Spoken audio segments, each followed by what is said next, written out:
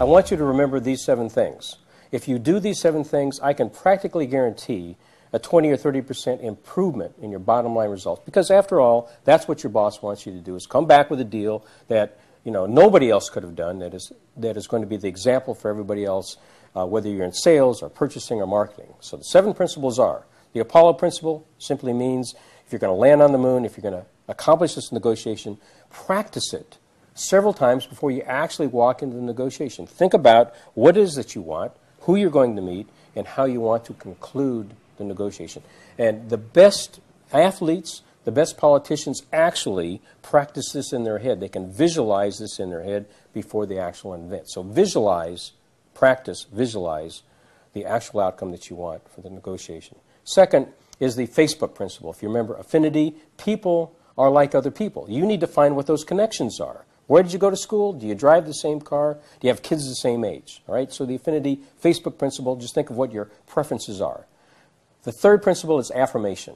Affirmation, people like to know that they mean something. People want to know that they make a difference. Tell them how important that they are to this negotiation. Affirm their existence and their importance to this negotiation. It will have a huge impact. Okay? The fourth principle is the Texas principle. Don't be afraid to appear not to be the expert. It's okay to not be the expert. I'm from Texas. I don't know everything. Could you help me out? So ask a very specific question. How does a piece of technology work? Or how does the equipment operate? And allow that person to help you out. Most people want to help other people. Let them help you. It's a very powerful connection that you make.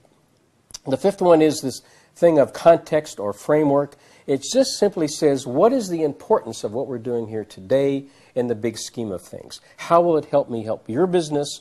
How will it help your customer and your supplier? I'm a big believer in customer relationships and customer service. Do something surprising in that context for your customer. Offer them some small thing in that context of a maybe small or narrow negotiation that can make a huge difference to your customer.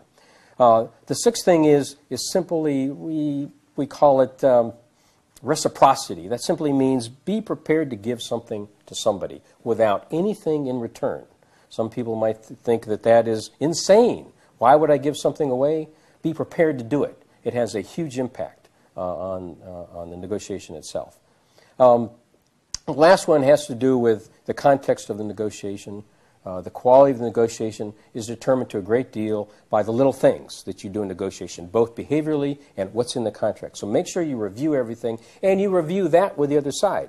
And a good way to do that is just to summarize. What I understand we agreed to was this, and then you repeat it, and you get confirmation from the other side about that. If you do these things, you will make better deals. You will be a star in your organization. You can send me an email. I would love to hear how you have been successful, and we'll have successful negotiators all over the world. And maybe someday I'll see you across the table, and if we do, we'll make a great deal.